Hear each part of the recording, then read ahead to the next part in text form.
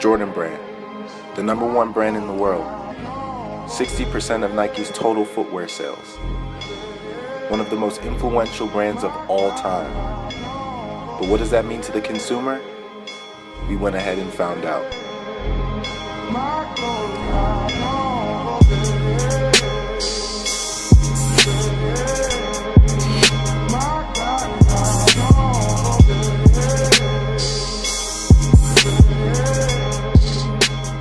So why are you out here right now?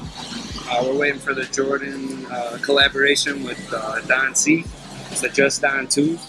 Well, what is your initial thought of Jordan brand? When I think of Jordan brand, I think about coming out here and getting the next best release. And what are you gonna do when you once you get your pair? Grab them. We're gonna try to sell all of them. And how much do you think you're gonna make off of a resale for the Don C? At least $500 a pair. How do you make your income? Is it more like, do your parents help you out, or you know what I'm saying? I got a job. Yeah, we got jobs, bro. We pay for the. Okay, so how did you It's a hobby. How did you get off for work for so many days? There's no getting off. You gotta have someone hold your chair while you're gone. You know. So you have somebody hold your chair. So do you pay somebody Yes. to do that? Hell yes. And how much on average you think you pay somebody to do? Couple hundos, something like this. You know, I get something special. You know, maybe some J's in there or something. We'll see what happens. So you hook up whoever stays in line. Hell yeah. Okay, I just gave my man a free pair of shoes. My man right there. Okay, word.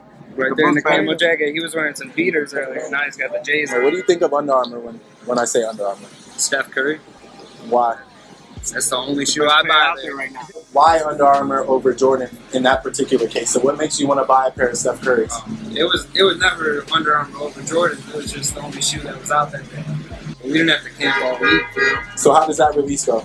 We showed up Saturday morning. It was fine. And there's not that many people in line. I mean, there's a few no one people. knows about Under Armour. They're all worried about the Jordan. Right.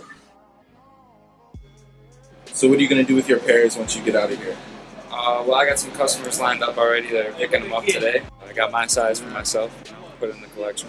So, And the rest of them, you already have customers that are willing yeah, to most pay. of them, yeah. I got some left over too that I'm just going to hold on to and see what happens. And what's the average for if you were going to sell them right now on release day? About 1,200.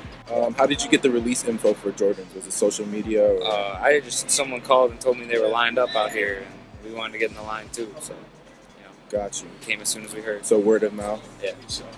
And where are you going to resell them? Like, what's your go-to platform? Is it like eBay or just your Instagram? Yeah, eBay, Instagram, Facebook. And how many pairs did you get or planning on get? I know you're heading over to RSVP. Yeah, between the two stores, about 20, 25 pairs. 25 pairs. 25 pairs. Between the homeless people that he paid to stand in line for him, his boys he brought to the release, and himself, Evan had 25 pairs. So let's do the math on that for a second. 25 times $720 retail for the Don C's totals about $18,000 he spent. He's going to sell each of those pairs for $1,200 in the aftermarket for a total of $30,000 in sales. Minus his expenses of $18,000, Evan made $12,000 profit in one Saturday. Let's head over to RSVP Gallery.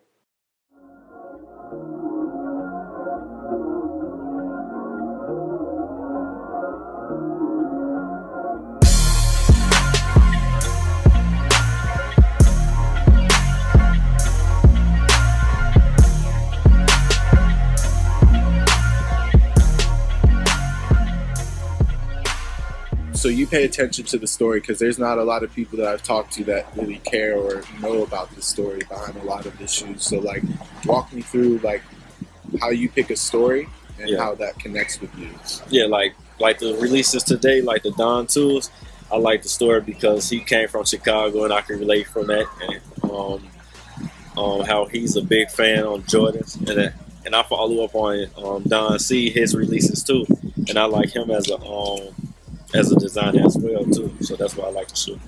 Big brands starting to get into lifestyle. So Adidas, is trying to like push Kanye a little bit more. What do you think about it not being a performance shoe, for example, and kind of doing like these collabs with like Supreme and like all these other collabs? I think it's good. That way they can get both of their brands they like into one. What's the most you would pay for shoes? The most I would pay for a shoe, I mean, I paid like $1,000 for shoes, but it's mostly like a high-end shoe. It wouldn't be like a Nike or Adidas. The last Don Tools, I paid $775 for. So yeah. In speaking with the consumer, it seems like we've sold them on the Jordan brand and the Jordan brand products. We don't have to convince them anymore. We know we're the best, and they know we're the best. They're looking for something else though, something outside of product, an experience. An experience that they can get a connection from and then tie it back to the brand.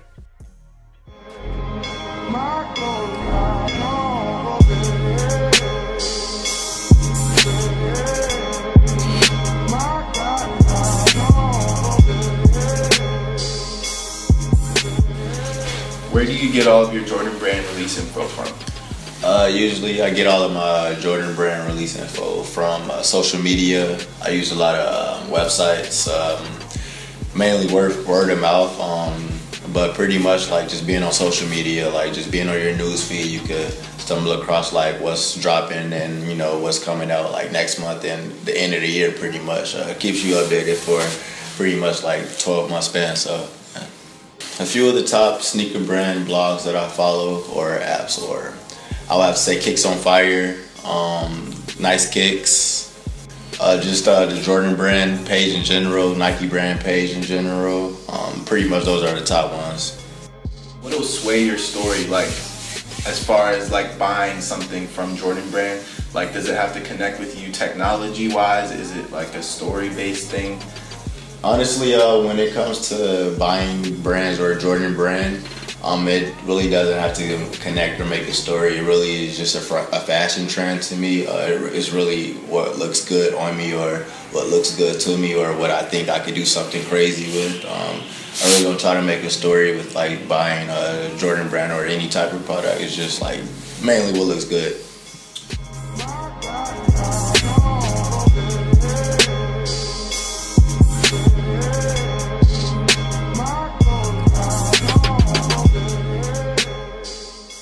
When it comes to Jordan performance apparel, I'm not really that hip to it, mainly because I'm a big Nike guy. But my work field and just the people I'm around is just the Nike brand. So I have a lot of Nike apparel, which like kind of shadows or put a hope over the Jordan apparel. So I'm not going into stores like looking to buy a Jordan brand because I know I've just been a Nike guy and I get the Nike apparel pretty much easier than I would get the Jordan one. And it kind of stands out to me a little bit more too. I've never been a Jordan apparel guy, only a retro guy. I think the Nike, the colorways and the designs and technologies they use, and I guess their apparel is like more intriguing to me, I guess you could say.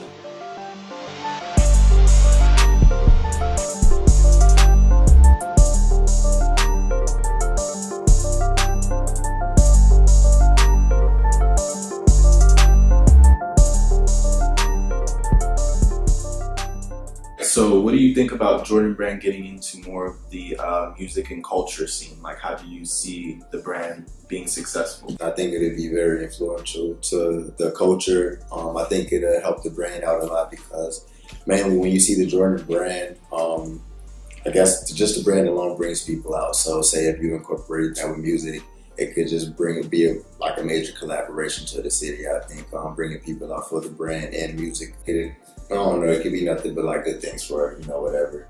And what do you think about athletes and influencers? Like, do you think music artists are more influential than athletes nowadays? Do you find yourself following an athlete from start to finish? Music artists or artists in any sense of that field, just because I'm a musician myself. I think I take trends from both sides though, because I guess there's some athletes that really know how to put stuff together. So I guess I can buy some stuff from them as well. But I really don't pay heed to what field you're in. It's really like what's appealing to my eye. But I guess I do take more trends or more tips from the artists because I'm more into the music scene. But like you say, like I'm also into the athletic scene as well. So I kind of take stuff from both sides.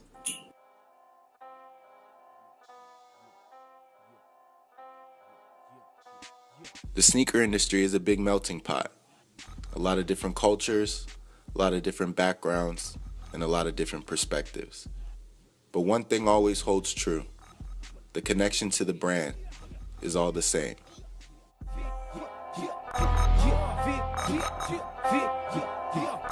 Yeah.